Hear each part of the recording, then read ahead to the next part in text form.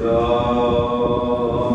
حول ولا قوة إلا بالله العلي العظيم.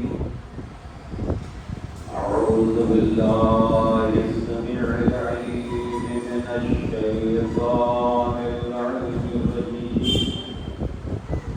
بسم الله الرحمن الرحيم.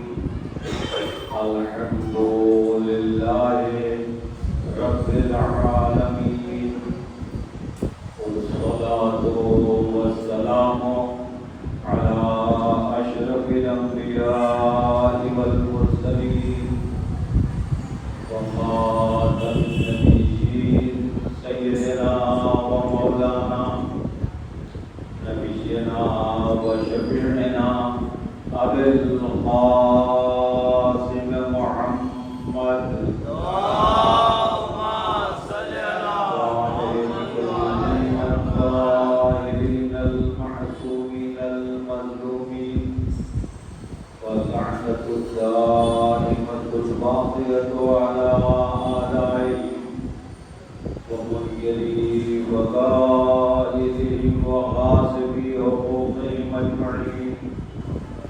أما بعد، فقد قال سبحانه تبارك وتعالى في كتابه المبين وهو أصدق القائلين وقوله الحق.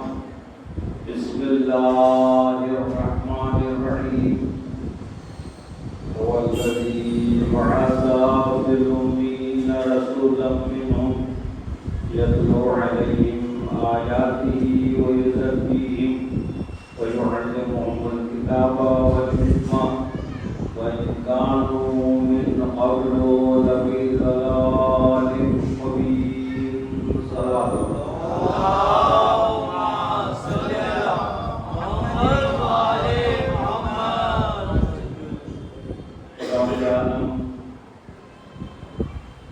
اپنی کتاب باقی ہدایہ قرآن مجید میں ارشاد فرما رہا ہے کہ وہ ہے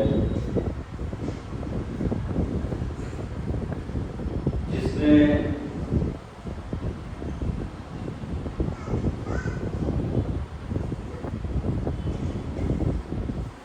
ایسا رسول بھیجا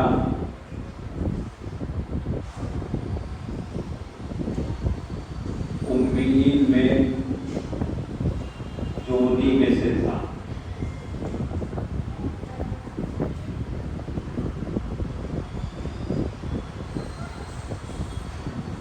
تاکہ وہ ان میں کتاب کی تلاوت کرے، اللہ کی کتاب پڑھ کر سناتا ہے، وَيُزَكِّيهِمْ، اور ان کے نفوس کو سدھارے، ان کے نفوس کو صاف و شفاف بنائے،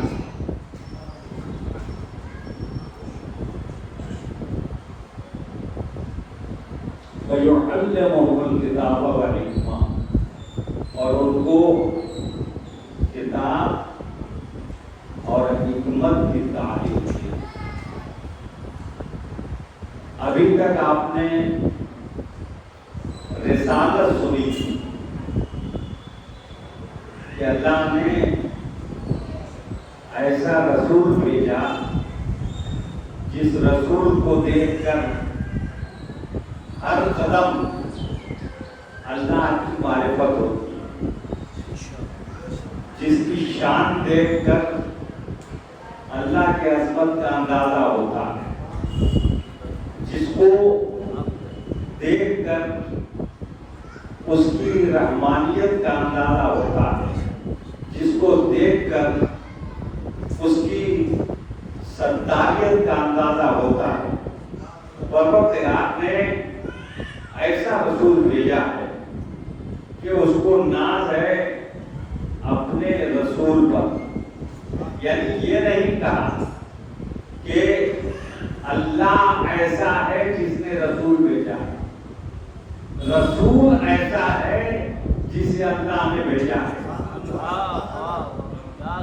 رسول ایسا ہے جسے اللہ نے بھیجا ہے۔ یعنی اگر اللہ ایسا کہہ دیتا رسول بھیجنے کو تو پھر اللہ کو پہلے دیکھنا ہے، رسول بعد میں دیکھا جائے گا، مگر رسول ایسا ہے جسے اللہ نے بھیجا ہے تو اب رسول کو دیکھتے جاؤ، اللہ سمجھ میں آتا جائے گا۔ صلوات بھیجیے محمد وعلی محمد۔ تو یہ ہے رسالت۔ اب دنیا نے رسول کو دیکھ کر کتنا پہچانا اللہ کو، پہچاننے والے الگ الگ ہیں۔ کچھ نے رسول کے صفات کو دیکھ کر اللہ کے صفات کو پہچانا، اور کچھ نے رسول کے ذات کو دیکھ کر اللہ کو پہچانا۔ ذات اس انداز سے دیکھی کہ یہ جو رسول آیا ہے وہ ہمارے جیسا ہے، بشر ہے۔ تو ایسے لوگوں نے جب اللہ کو پہچانا تو انہوں نے اللہ کا جسم بھی مان لیا، جسمانیات بھی مان لیا، اور جب ان سے کہا گیا کہ بھائی جسم کیوں مانتے ہو، تو آپ مانتے اس لیے ہیں کہ بھائی جو ہے وہ قرآن نے خود ہی کہا ہے کہ کل جو منا جائے ہر چیز فنا ہو جائے گی، صرف اللہ کا چہرہ باقی رہ جائے گا۔ تو چوتھے یا پانچویں یا چھٹے امام کے پاس کوئی شخص آیا اپنا چاہنے والا، اس کا مولا اللہ کے بارے میں لوگ جو ہے وہ عجیب عجیب باتیں کرتے ہیں، کہا کہتے کیا ہیں؟ کہا میں دوہرا بھی نہیں، کہا بتاؤ تو صحیح۔ کہا وہ لوگ کہتے ہیں کہ قدیم ہونے کی وجہ سے اللہ کا سب کچھ تو ختم ہو جائے گا، صرف اس کا چہرہ باقی رہے گا۔ صلوات بھیجیے محمد وعلی محمد۔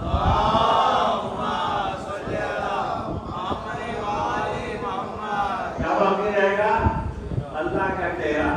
یعنی دھیرے دھیرے معاذ اللہ دیمک سب کچھ کھا جائے گی، بہت پرانا ہے نا، تو اللہ کا چہرہ باقی رہے گا۔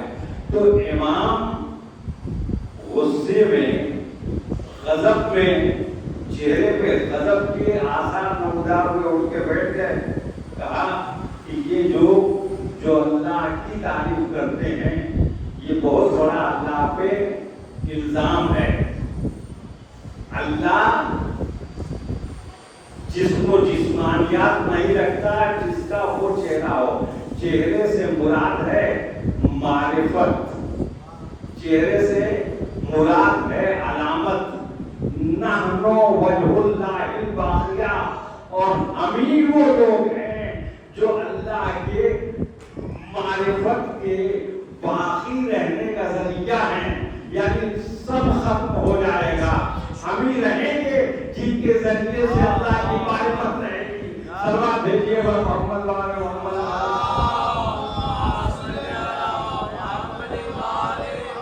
تو یا رسول رہیں گے یا آلے رسول رہیں گے جن کی وجہ سے اللہ کی معرفت ہوتی رہے گی۔ تو بھائیو اللہ کی معرفت کا ذریعہ یہ ہے، تو ظاہر ہے کہ جو معرفت پروردگار کا ذریعہ ہوگا وہ کتنے اعلیٰ صفات کا مالک ہوگا، کتنے بلند کردار کا مالک ہوگا، کتنی عظمتوں کا مالک ہوگا، کتنی فضیلتوں کا مالک ہوگا۔ اب پیغمبر کی ذمہ داری تھی کہ ایک طرف تو اللہ کو پہچانوائیں اور ایک طرف ان لوگوں کو بھی پہچانوائیں جو پیغمبر کے بعد اللہ کی معرفت کا ذریعہ بننے والے ہیں۔ صلوات بھیجیے محمد۔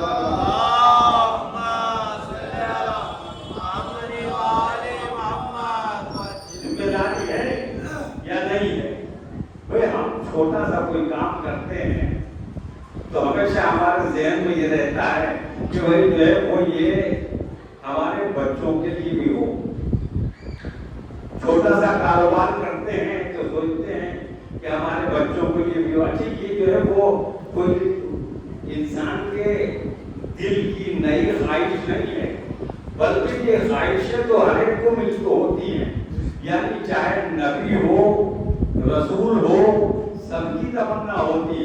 جب کوئی منصب ملتا ہے، جب کوئی عہدہ ملتا ہے، جب کوئی کامیابی ملتی ہے تو رسولوں کو بھی یاد آتا ہے کہ ہماری ضروریت میں یہ ہو۔ آپ سنتے تو رہتے ہیں کہ حضرت ابراہیم علیہ السلام جب اللہ نے امامت عطا کی، انی جاعلک للناس اماما، ہم نے آپ کو لوگوں کا امام بنایا، تو فوراً حضرت ابراہیم علیہ السلام نے آواز کو اپنی ضروریت دی، پروردگارا یہ عہدہ یہ منصب میری ضروریت کو ملے گا یا نہیں ملے گا؟ پروردگار نے کہا ملے گا تو مگر ظالموں کو نہیں ملے گا۔ سلام بھیجیے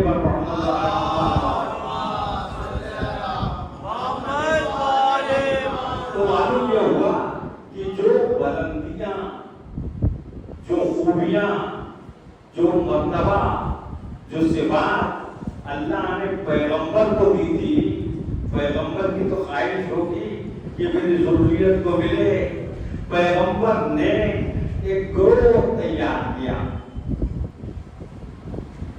جس میں جگہ جگہ پروردگار نے اس گروہ کو لا کر دنیا کے سامنے پیش کیا، اور جب پیش کیا تو زمانے والوں نے کہنا شروع کر دیا ایسا لگتا ہے کہ پیغمبر کو معاذ اللہ کوئی کام ہی نہیں کرتا۔ کبھی علی کی تعریف، کبھی فاطمہ کی تعریف، کبھی حسن کی تعریف، کبھی حسین کی تعریف۔ ایسا لگتا ہے کہ یہ وہ ذمہ داری ان کی گئی تھی کہ دن رات جو ہے وہ ان کا قصیدہ پڑھتے رہے، ان کی تعریف پڑھتے رہے۔ تو بھائی جو ہے وہ اگر کوئی شخص قرآن پڑھتا ہے اور بار بار پڑھتا ہے، خوب پڑھتا ہے، تو کوئی کہے کہ صاحب جو ہے اس کو بہر قرآن ہی پڑھتے رہتے ہیں، تو بھائی کوئی اعتراض کی بات تو نہیں ہوئی۔ قرآن جتنا پڑھا جائے وہ اتنی تعریف کی بات ہے۔ تو بھائی جو ہے وہ قرآن کو پڑھنا تعریف کی بات ہے، اور جو نہ پڑھا جائے اللہ کی طرف سے وہ کتاب نازل کی ہوئی ہے تاکہ پڑھتے رہا جائے اور اپنے کو سنوارتے رہا جائے، سدھارتے رہا جائے۔ تو یہ قرآن ہے ایک تحریر، اور اہل بیت ہے اس تحریر کا پریکٹیکل، اہل بیت ہے اس تحریر کا مرقع۔ لہذا جو قرآن ہے اسی قرآن کو مرقع میں تبدیل کرنے کے لیے پروردگار نے اہل بیت کو بھیجا تھا، تطہیر بھیجا، طاہرین کے لیے مودت بھیجا اہل بیت کے لیے۔ تو بھائی جو ہے وہ اللہ نے جو آیتیں بھیجی ان آیتوں پہ عمل کر کے دکھایا اہل بیت نے، ورنہ قرآن صرف قرآن رہ جاتا، اس پر عمل کرنے والا کون ہوتا؟ اس لیے اللہ نے اہل بیت کو قرآن کے ساتھ اور قرآن کو اہل بیت کے ساتھ رکھا، اور اسی لیے پیغمبر نے آواز دی کہ میں چھوڑے جا رہا ہوں قرآن اور اہل بیت۔ یعنی قرآن پڑھ کر اگر سمجھ میں نہ آئے کہ عبادتیں کیسے کریں تو اہل بیت کو دیکھ لو، قرآن پڑھ کر سمجھ میں نہ آئے کہ خدا کیسا ہے تو اہل بیت کے صفات کو دیکھ لو، قرآن پڑھ کے سمجھ میں نہ آئے کہ رسول کیسا ہے تو اہل بیت کو دیکھ لو، قرآن پڑھ کر سمجھ میں نہ آئے کہ عبادت کیسے کی جائے تو اہل بیت کو دیکھ لو۔ اہل بیت قرآن سے الگ نہیں ہے، وہ فرق اتنا ہے کہ یہ عمل کرتے ہیں، وہ آیتیں نازل کرتا ہے، وہ آیتیں نازل کرتا ہے، یہ عمل۔ سوال بھیجیے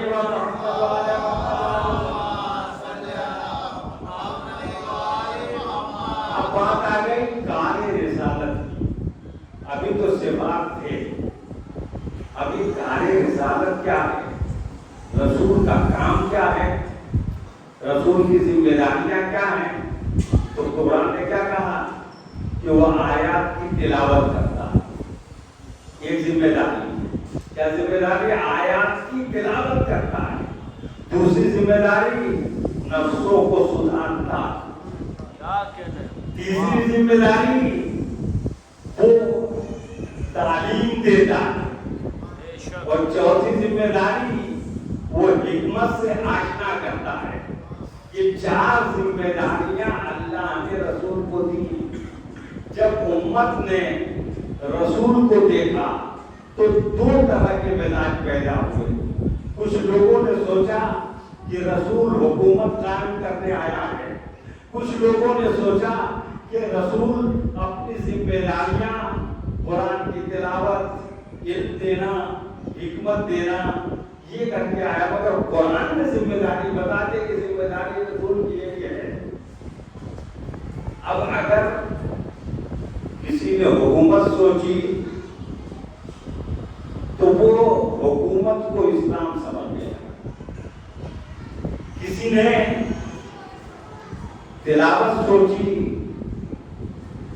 علم سوچا، حکمت سوچی، تزکیہ نفوس سوچا، تو وہ رسول کو اس انداز سے دیکھنے لگا.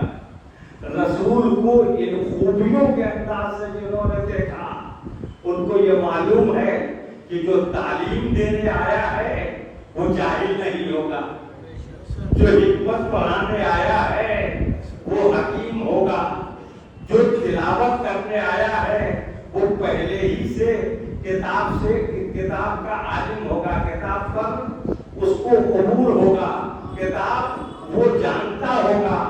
کتاب نازل بعد میں ہو مگر پہلے وہ کتاب پڑھ کے آیا ہوگا. تو یہ سب جانتے ہیں، مگر جنہوں نے نہیں جانا انہوں نے کہا کہ رسول امیین میں آئے تھے. امی کے معنی ہوتا ہے ان پڑھ، اور ان پڑھ ہے تو رسول بھی پڑھا لکھا نہیں تھا. تو انہوں نے وہ گت بنائی ہے رسول کی کہ جبرائیل بیچارہ آیا اور آنے کے بعد رسول کو دبا کے کہتا ہے پڑھو. رسول کہتے ہیں کہ میں پڑھنا جانتا ہی نہیں، میں کیا پڑھوں. پھر جبرائیل اور دباتے ہیں، کہتے ہیں پڑھو. رسول کہتے ہیں میں پڑھنا جانتا ہی نہیں. اور تیسری مرتبہ جب بہت زور سے دبایا تو رسول نے پڑھ دیا. معلوم یہ ہوا کہ پڑھائی کا یہ طریقہ جو ہے وہ وہیں سے ملا ہے کہ جب کبھی بچہ پڑھنے جائے تو اس کی پٹائی لگایا جائے تو پڑھنے لگے گا. ارے تعلیم دینے رسول آیا تھا، رسول کو اللہ نے پڑھا کے بھیجا تھا. تم کہہ رہے ہو کہ یہاں آ کے اس نے پڑھا نہیں. اور اللہ آواز دے رہا ہے الرحمن علم القرآن خلق الانسان علمہ البیان. سلام بھیجیے ورحمۃ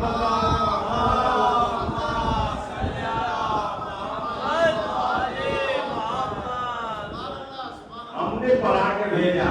اب بھائی جبرائیل ہو گئے رسول اللہ کے استاد ان کے یہاں.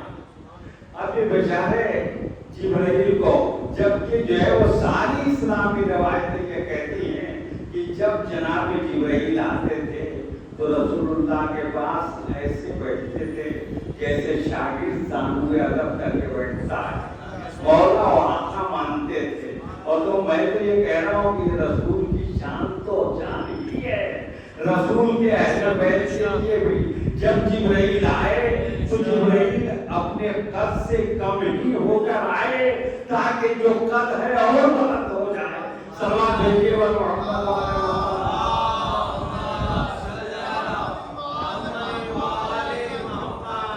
یہ رسول کی ذمہ داری تھی. جنہوں نے یہ مانا کہ حکومت قائم کرنے کے لیے آئے تھے اور حکومت ہی اسلام ہے، ان کے آج بھی رہنما کون ہیں؟ صلاح الدین ایوبی. آج بھی رہنما کون ہیں؟ محمود غزنوی. ان کے آج بھی رہنما کون ہیں؟ اورنگزیب ہے نا جی. ہاں اور اس کا بھی نام لے لیجیے. بہرحال جو ہے وہ یہی رہنما ہے.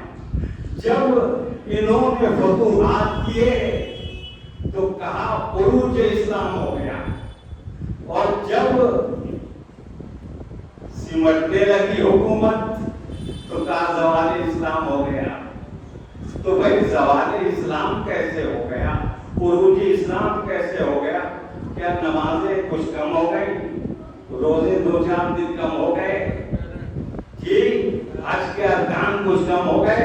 کہا نہیں یہ تو کم نہیں ہوئے. تو پھر اسلام کا زوال کیسے ہوا؟ کیسے زوال ہوا؟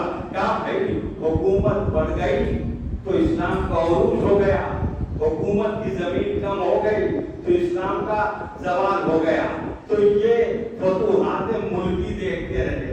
پیغمبر نے پوری زندگی کبھی کسی پر حملہ کر کے زمین پر آنے کی کوشش نہیں کی.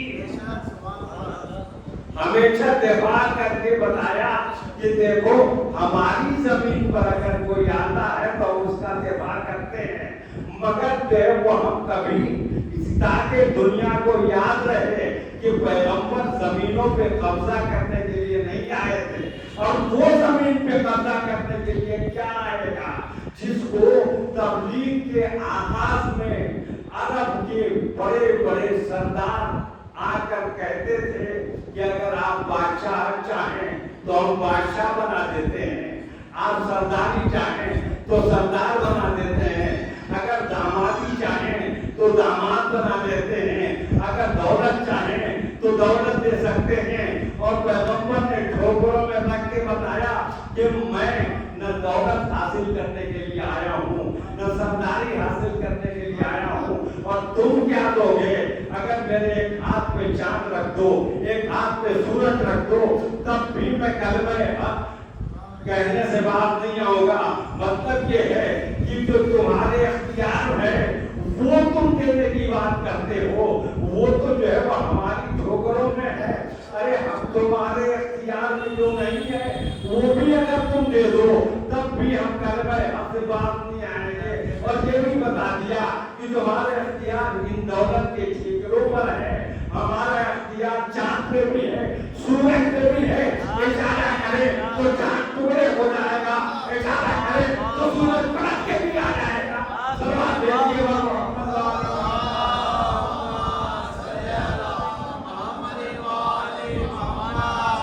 جس کی حکومت آسمانوں پہ بھی ہو, جس کی حکومت زمینوں پہ بھی ہو, جس کے حکومت ملک پہ بھی ہو, جس کی حکومت ملکوت میں بھی ہو, جس کی حکومت جسموں پہ بھی ہو, جس کی حکومت روحوں پہ بھی ہو, اس کو تم یہ ٹھیکے دینے آئے ہو. صلوات بھیجیے پر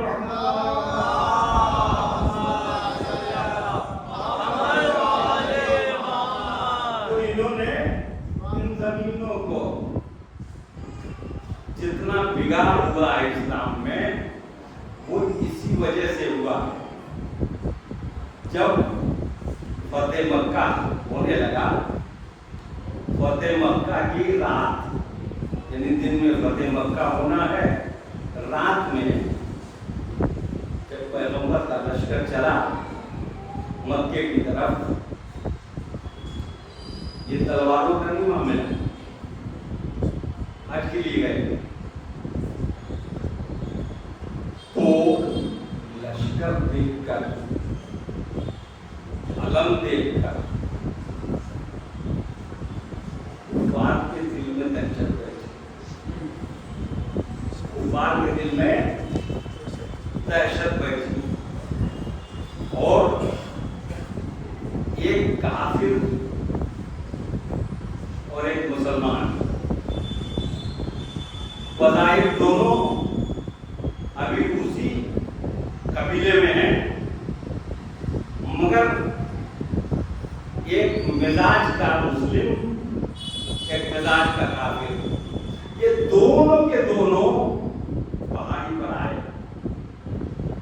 یعنی جناب عباس رسول اللہ کے چچا جن کا اسلام ابھی ظاہر نہیں ہوا مگر مزاج میں, اور ادھر ابو سفیان جو ابھی اتنا بڑا کافر ہے کہ جتنے لشکر کشی کی, جتنی لشکر کشی کی سب جو ہے وہ اسی نے کی ہے. اب تو لگے گا نا کہ آج جو ہے وہ اختیار اتنا ہو گیا کہ اب جان بچنی مشکل ہے. دونوں جو ہے وہ پہاڑ کی چوٹی پہ آئے. جناب عباس سے ابو سفیان نے کہا, عباس تمہارے بھتیجے نے تو بہت بڑی حکومت قائم کر دی, دیکھ لیا تمہارے بھتیجے نے تو بہت بڑی حکومت قائم کر لی. انہوں نے کوہنی ماری, کہا بیوقوف یہ حکومت نہیں ہے, یہ رسالت ہے. سلوات بھیجیے اور محمد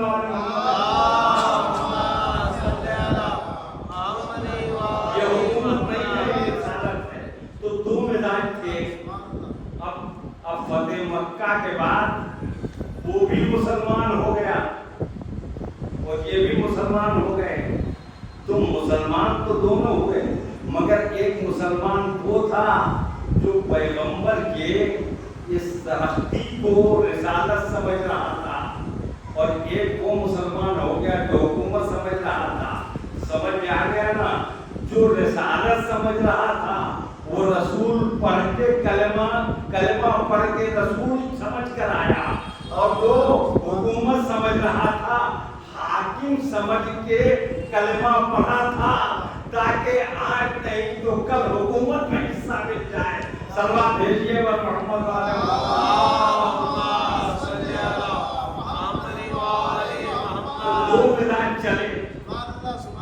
دو مزاج چلے, ایک رسالت تھی اور ایک حکومت. حکومت ظاہر ہے کہ دولت کی لالچ, حکومت کی لالچ تو بہت ہوتی ہے لوگوں میں, زیادہ تر لوگ اسی کے لالچی ہوتے ہیں. اور پھر جب پیغمبر مکے میں داخل ہو گئے تو کردار رسالت کی شان کیا ہے؟ جو سمجھ رہے تھے کہ آج سر تن پہ نہیں بچے گا, ان کو بخش دیا. جن کے گھروں میں قتل رسول کی سازش ہوتی تھی ان گھروں کو پناہگاہ بتا دیا. جن وحشیوں کو واقعی وحشی بنایا تھا ان کے عقیدوں نے, ان کو بھی جانے دیا.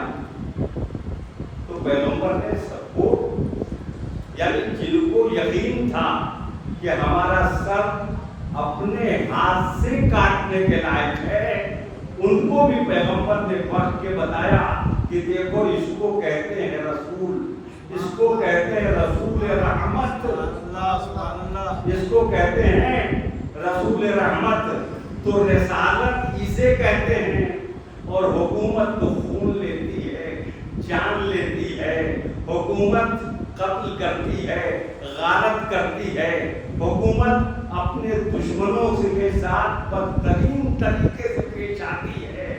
حکومت دوستوں کو بھی اپنے مفاد کے لیے تحت کر دیتی ہے, اپنے رشتہ داروں کو بھی مفاد کے لیے تحت کرتی ہے.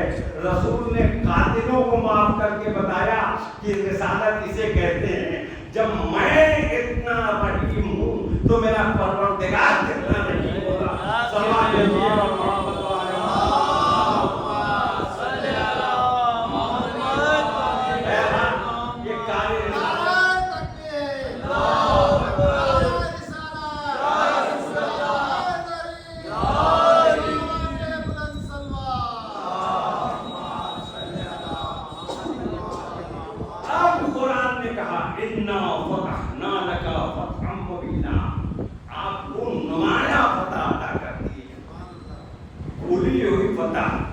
نمایاں فتح آتی کرتی.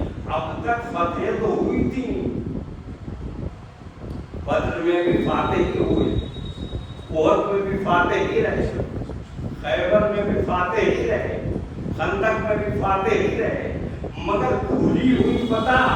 تو پروردگار آخر یہاں تو نہ سر کٹے, نہ دشمن قتل ہوئے, نہ مال غنیمت دیا گیا, کچھ بھی تو نہیں ہوا.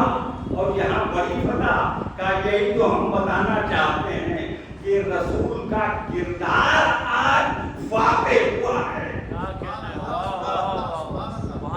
رسالت کا کردار آج فاتح ہوا ہے. کردار کی فتح کو فتح مبین کہتے ہیں. یہی وجہ ہے کہ جب مباہلہ ہوا تب بھی پروردگار نے اہل بیت کی شان بیان کی ہے, تاکہ دنیا کو پتہ چلے کہ کبھی اکیلے رسول کا کردار فتح مبین بنتا ہے اور کبھی رسول جیسوں کے کا اجماع جب ہو جائے، یعنی وہی نور، وہی طہارت، وہی عصمت، وہی کردار، وہی مرتبہ، وہی شان، وہی فضیلت، تو یہ جب مل کے آتے ہیں تو ان کو بھی ہم جو ہے وہ فتح مبین کا درجہ عطا کرتے ہیں۔ سلام بھیجیے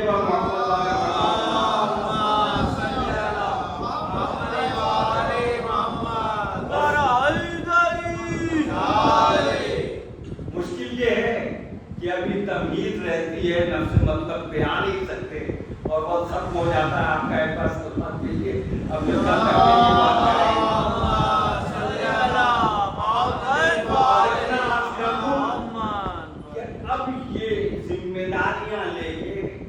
پیغمبر جب چلے تو حکم ہوا کہ آپ پہلے گھر والوں کو سمجھائیں، پہلے گھر والوں کو۔ تو 3 سال تک گھر والوں میں رہے پیغمبر، شاید بچے نہیں جانتے ہو، اعلان رسالت 3 سال تک، یعنی جب آپ 40 سال کے ہوئے تو ہوا کہ گھر والوں کو تبلیغ کی، تو 3 سال تک گھر والوں کو تبلیغ کی، اور پھر اس کے بعد آواز دی وانذر عشیرتک الاقربین، اب اپنے قریبی رشتہ داروں کو بلا کے تبلیغ کیجیے۔ اب جب ان کو بھی تبلیغ کر چکے تب ہوا کہ اب لوگوں کو تبلیغ کیجیے۔ معلوم یہ ہوا کہ تبلیغ کا طریقہ ہی یہ ہے کہ پہلے گھر میں تبلیغ ہو، پھر گھرانے میں تبلیغ ہو، اور پھر لوگوں میں تبلیغ ہو۔ سلام بھیجیے محمد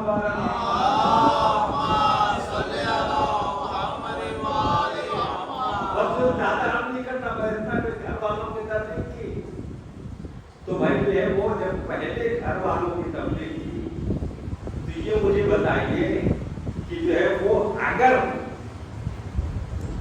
3 سال کے بعد گھرانے والوں کو تبلیغ کی اور اس کے بعد پیغمبر نے کس کی تبلیغ کی؟ لوگوں کی تبلیغ کی، تو اب لوگوں میں سابق الاسلام ڈھونڈا جائے گا یا گھرانے میں ڈھونڈا جائے گا یا گھر میں ڈھونڈا جائے گا؟ کہاں تلاش کریں گے؟ گھر میں۔ تو اب یہ کہنے کی ضرورت ہی نہیں ہے کہ فلاں بچوں میں، فلاں بزرگوں میں، اور فلاں ان میں اور فلاں ان میں، اس لیے کہ ابھی کچھ کہنے کی ضرورت نہیں ہے۔ ارے سابق الاسلام ملیں گے تو گھر والوں میں ملیں گے۔ اب اگر یہ تلاش کرو کہ کس نے کلمہ پڑھا اور کس نے کلمہ نہیں پڑھا، تو یہ مجمع والے ہیں، ان کے کلمے کو تو دیکھیں گے کہ انہوں نے پڑھا کہ نہیں پڑھا۔ ارے گھر میں گھر والے جانتے ہیں کہ کلمہ پڑھا تھا کہ نہیں پڑھا۔ سلام بھیجیے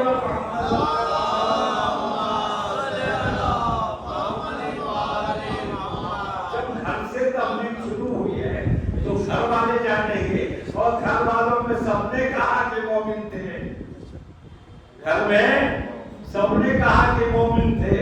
اب تم بکتے رہو کہ کلمہ نہیں پڑھا تھا اس لیے فلاں تھے، اس لیے فلاں تھے، اس لیے فلاں تھے، مگر تم کو پتہ ہی کیا ہے، جب تم کافر تھے تب یہ مسلمان تھے، جب تم مشرک تھے تب یہ مومن تھے، اور جب تم دشمن تھے تو یہ محافظ تھے۔ سلام بھیجیے محمد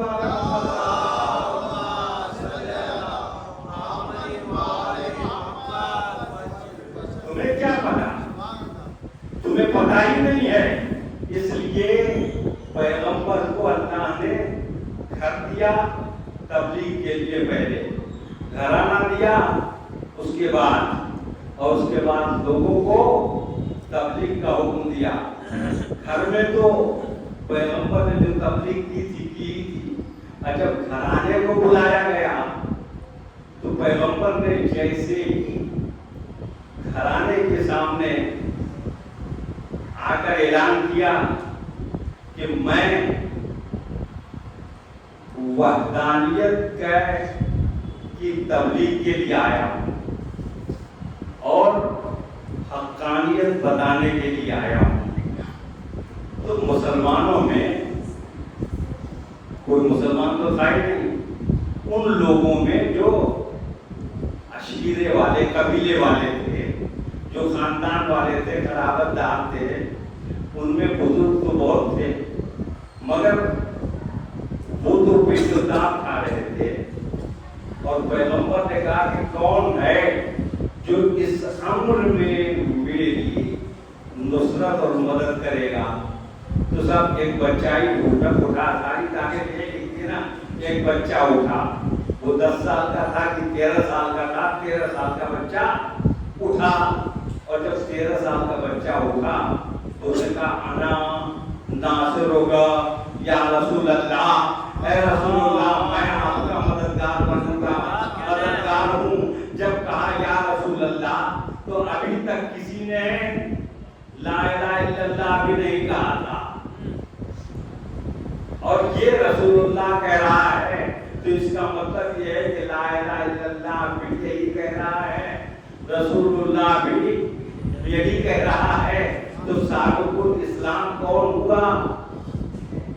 یعنی اس کا مطلب ہے یہ بچہ پہلے سے لا الہ الا اللہ کہہ رہا ہے، پہلے سے رسول اللہ کہہ رہا ہے. اب عرض کر دوں کہ بھائی جب رسول پیغمبر نے کہا میں اللہ کا رسول ہوں، میں اللہ کا رسول ہوں، تو جو ہے وہ گویا پیغمبر نے کہا لا الہ الا اللہ، اور اس کے بعد یہ ناصر ہے جس نے کہا کہ محمد رسول اللہ. تو یہ 2 کلمے تو وہاں ہو گئے، 2 کلمے تو وہاں ہو گئے، لا الہ الا اللہ اور محمد رسول اللہ. رسول ٹوٹے نہیں، چہرہ بچے کا رسول کی طرف تھا. رسول نے مجمع کی طرف چہرہ موڑا اور آواز دی کہ دیکھو آج سے یہ میرا وزیر ہے، یہ میرا وزیر ہے، یہ میرا جانشین ہے اور اللہ کا ولی ہے، اس کی اطاعت کرو. سوال لیجیے اور محمد میں آگے کچھ نہیں کہتا، بس اتنا کہتا ہوں کہ جو ہے وہ ہم نے رسول کے کہنے پہ لا الہ الا اللہ پڑھ لیا، علی کے کہنے پہ محمد رسول اللہ پڑھ لیا، اور رسول کے کہنے پر ذوالشیرہ ہی میں علی بن ولی اللہ پڑھ لیا. معلوم ہوا کہ ذوالشیرہ ہی میں کلمہ مکمل ہو گیا تھا. آج تو اسلام مکمل ہوتا ہے. سلام بھیجیے اور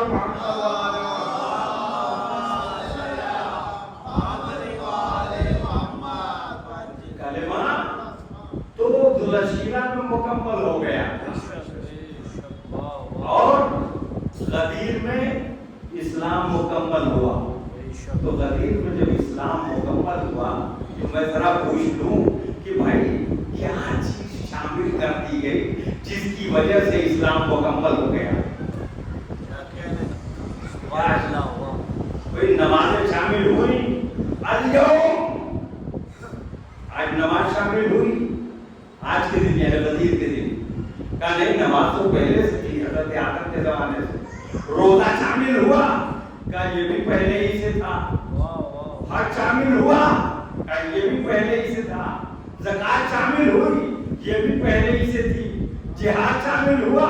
کہا یہ بھی پہلے سے تھا. تو معلوم یہ ہوا کہ جو ہے وہ یہ جتنے فوت دین ہیں کچھ بھی شامل نہیں ہوا. تو پھر شامل کیا ہوا؟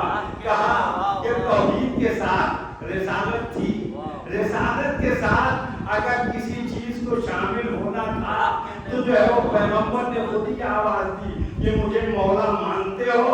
کہا ہاں یا رسول اللہ. کہا جس کا میں مولا ہوں اس کا یہ مولا ہے.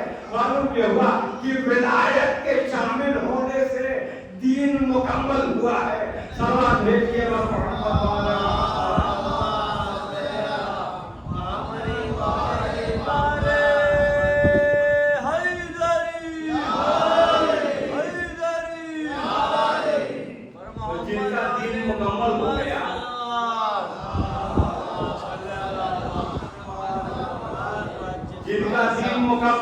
گیا وہ غدیر سے کامل دین لے کر چلے اور کس کے ساتھ چلے؟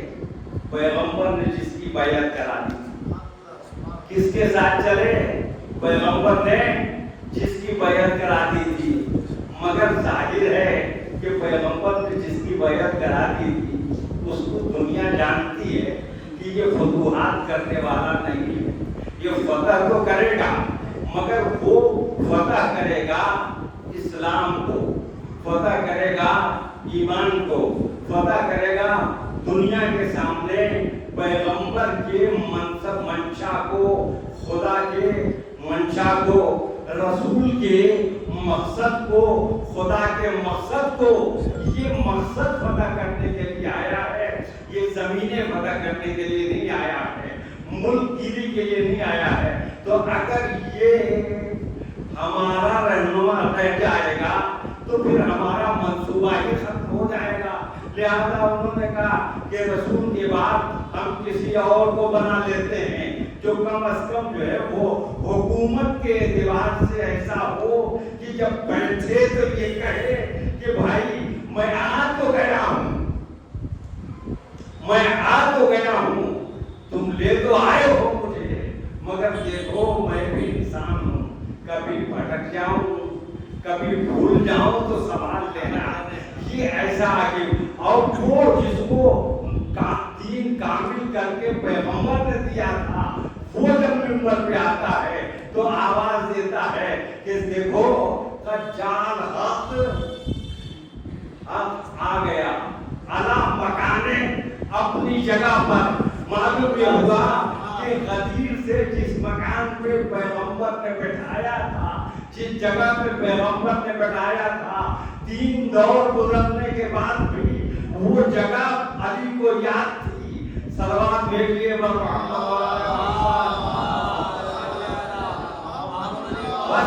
اب اس سے آگے نہیں، اس سے آگے کل بس پیغمبر نے جگہ جگہ اہل بیت کا تعارف کرایا تاکہ دنیا دیکھ لے اہل بیت کی شان کیا ہے، اہل بیت کی عظمت کیا ہے، اہل بیت کی فضیلت کیا ہے، اہل بیت کا مرتبہ کیا ہے، اہل بیت کا وقار کیا ہے، اہل بیت کی عبادت کیا ہے، اہل بیت کا صبر کیا ہے، اہل بیت کا علم کیا ہے، اہل بیت کی عدالت کیا ہے. دنیا یہ مانتی ہے کہ اہل بیت ہر کمال میں، ہر کمال میں، ہر فضیلت میں، ہر مرتبے میں سب سے افضل ہے،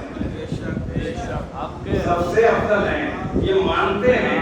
علم کی بات کریں تو سب سے افضل، عدالت کی بات کریں تو سب سے افضل، سخاوت کی بات کریں تو سب سے افضل، شجاعت کی بات کریں تو سب سے افضل.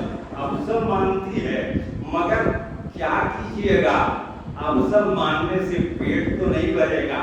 اس لیے کہ ان کو اپنا پیٹ بھرنا تھا دولت سے، ان کو اپنا پیٹ بھرنا تھا حکومت سے، ان کو اپنا پیٹ بھرنا تھا منصب سے. لہذا علی کی دشمنی ہی اس لیے قائم ہو گئی کہ ہمارا منصوبہ علی کے آنے سے فیل ہو گیا. علی جیسا عادل جو اپنے مقصد کے لیے بیت المال کا چراغ جلنے نہیں دے سکتا، کسی ناحقدار کو کسی ایسی جگہ پہ بٹھا کیسے سکتا ہے جس کا حق وہ نہ رکھتا ہو. صلوات بھیجیے محمد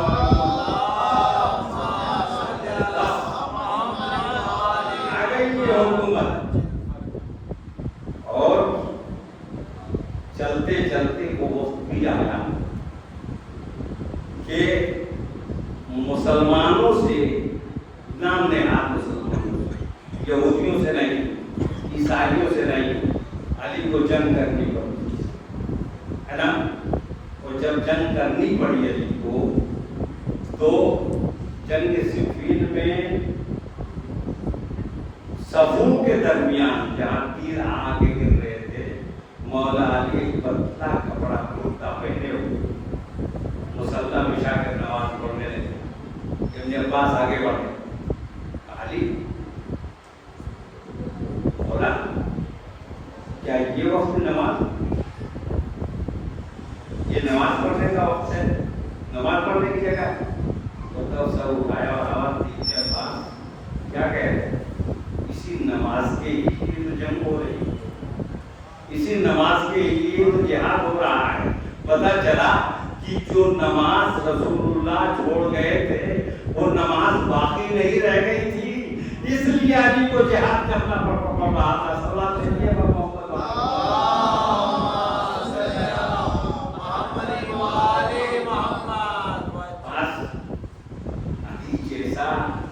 عظیم انسان جس کی بارگاہ میں سر رکھتے وہ خدا کیسا ہوتا، رسول جیسا خلق عظیم جس کی بارگاہ میں سجدہ ریز ہوتا ہو وہ خدا کیسا ہوگا۔ اور اس علی نے ساری کامیابیوں کو ایک طرف رکھ کے جب سجدے میں سر پر دھری تو آواز دی فزت برب الکعبہ، کعبہ کے رب کی قسم کامیاب ہو گیا۔ رب سوچئے بولا کہا زندگی اسی سجدے کے لیے تھی اور سجدے ہی میں تمام ہو جائے تو اس سے بڑی کامیابی کیا ہو سکتی ہے۔ اب تو کوئی علی کا چاہنے والا سجدوں سے گریز نہیں کر سکتا۔ پھر اس کے بعد یہ سجدہ واقعی بہت بڑا سجدہ تھا، مگر میں کہوں گا کہ مولا کم سے کم سر اٹھانے کا موقع تو مل گیا، سجدے سے سر اٹھانے کا موقع تو مل گیا۔ ایک ایسا بھی سجدہ آپ کے لال نے کیا جس سجدے سے سر اٹھانے کا موقع نہیں ملا، بلکہ یوں کہا جائے کہ سجدے میں سر رکھ دیا تو سر کٹ گیا مگر سجدے سے سر نہیں اٹھا، اور آواز دی کہ دیکھو ہم آل محمد کو ہیں کہ پروردگار کی بارگاہ میں جب سر رکھ دیتے ہیں تو قاتل سر اٹھاتے ہیں کاٹ کر، مگر ہم سر سجدے سے اٹھانے والے نہیں ہیں۔ کیسی نماز تھی ہم بتا نہیں سکتے، رکوع کیسے ہوا ہوگا، قیام کیسے ہوا ہوگا، وہ سجدہ کیسے ہوا ہوگا، مگر اسی عصر کے سجدے سے پہلے رات بھر بھی ایک عبادت ہوئی تھی۔ میں آج جوانوں سے مخاطب ہوں، رات بھر ایک عبادت ہوئی تھی، جانتے ہیں کب؟ شب عاشورا۔ روایتیں بہت ساری ملتی ہیں کہ ادھر آئے مولا ادھر آئے، مگر تاریخ بتاتی ہے کہ نہیں، رات بھر عبادت ہی ہوتی رہی، اور اس طرح تسبیح و تحلیل کی آواز آتی تھی کہ جیسے شہر کی مکھیوں کے چھتے سے آواز آتی ہے ویسے آواز آتی رہی۔ بڑا سوچ کے ذرا دیکھیے کہ اس شب جب عبادت پہ یہ لوگ مصروف تھے تو جو ہے وہ ساری بیویوں کو معلوم تھا کہ یہ آخری رات ہے، اس کے بعد یہ لوگ نہیں رہیں گے، تو بہنوں کو تمنا رہی ہوگی کہ تھوڑی دیر بھائی ہم سے مل لے تاکہ کچھ دیر بھائی کا چہرہ دیکھ لیں۔ بیویوں کو تمنا رہی ہوگی کہ ہمارے وارث کچھ دیر کے لیے آ جائیں تاکہ ان سے کچھ نہ کچھ ہم باتیں کر لیں، اور بیٹیوں کو تمنا رہی ہوگی کہ باپ کچھ دیر آ جائیں تاکہ باپ سے ہم مل لیں۔ عزیزوں، روایتوں میں ملتا ہے کہ جناب سکینہ اس رات سو نہیں رہی تھی۔ زینب نے کہا کہ بیٹی سکینہ جاؤ سو جاؤ، تو سکینہ نے اتنا لفظ کہا کہ وہ میرا پاپا نہیں آئے تو میں کیسے سو جاؤں؟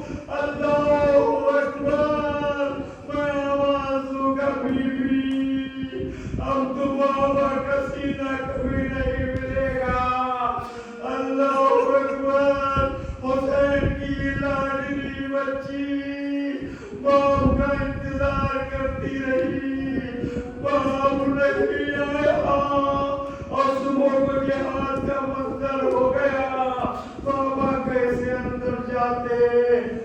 وہ ہے اس لیے کہ کبھی لاش اٹھائی کبھی روتی ہے اسی شکل میں شاہ دن بھر رہے اور جب رخصت کے لیے آئے تو آپ کو معلوم ہے کہ گھوڑے کے سروں سے لپٹی ہوئی بچی کہہ رہی تھی بابا ارے سکینہ کو جینے بسلا دو ہائے بابا جو اپنی بچی کو آخری بار رخصت کر کے چلا تھا اس بچی کی مصیبتوں کو کیسے دیکھا ہوگا ارے جب بچی اور کی پشت پہ ریگستانوں سے گزاری جا رہی تھی ایک مرتبہ سر حسین رکا اور ایک ظالم نے کوشش کی مگر نیزہ نہیں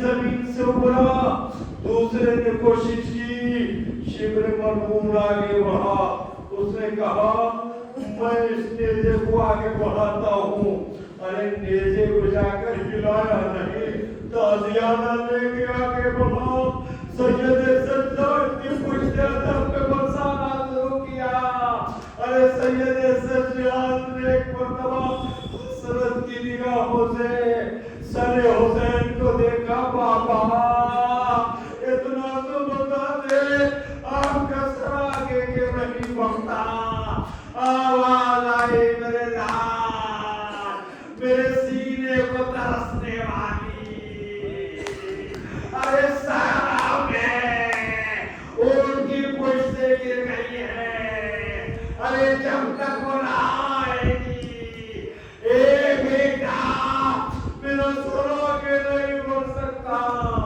زینب کی طرف دیکھا التجائیہ نگاہ سے زینب آگے بڑھی ام کلثوم آگے بڑھی آواز دیتی رہی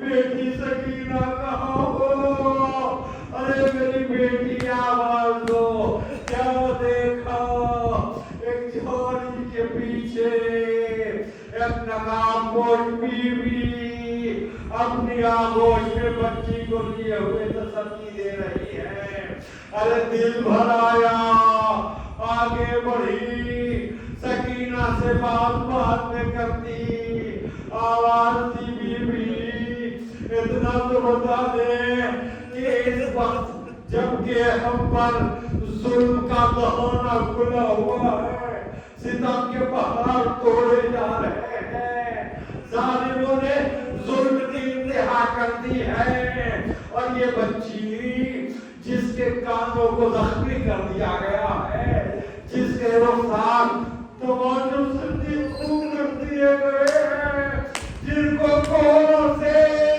پشت زخمی کر دی گئی ہے ارے اس بچے میں آج وہ رکھ کیسے آ گیا اے بیوی اتنا تو بتا دے کہ اس بچی پہ رحم کیسے آیا ارے بیوی سنتی رہی ارے زینب کھڑی فریاد کرتی رہی کہ ایک مرتبہ ارے نقاب سبق گئی آواز دی میری بیٹی ارے میری لاڈلی زینب ارے پہچانا نہیں ارے میں تمہاری ماں اس دنیا کی دادی سکینہ کی دادی زہرا ہو اے بیٹی اپنی پوتی پہ رحم نہ کرو گی تو کون رحم کرے گا اتنا سننا تھا بھرا ہوا دل تھا تم کے آواز دی اماں بھیا کا سر کٹ گیا ارے آپ کا ہوتی اماں خیمے چل گئے آپ کہاں تھی اماں چادریں چھن گئی آپ کہاں تھی اماں زین العابدین اسیر ہو گئے آپ کہاں تھی ارے طرف کی آواز دی بیوی ارے ہر مصیبت سہرا دیتی رہی ہر مشکل سہارا دیکھتی رہی. ارے آج اسی لیے ہے جس سکینہ کو گرتے دیکھا تو کلیجہ پھٹ گیا, اس لیے اٹھا کے گود میں رکھا. زینب نے سکینہ کو لیا, اماں سید سجاد کو دوروں سے بچانا ہے, سکینہ کو جانے دیں. ارے سکینہ کو واپس لائی, سید سجاد کی پشت زخمی ہو چکی تھی. عليكم الله وسيعلم الذين ظلموا أي منقلب ينقلبون. إنا لله وإنا إليه راجعون. رضا بقضائه وتسليم لأمره وإلى رحمة وأبيها وبابها وبنيها إنه منهم ناجٍ الدنيا Saudara hamaरी दुनिया तमाम ख्वाहिशात दिल हमको उसके हसबैन के साथ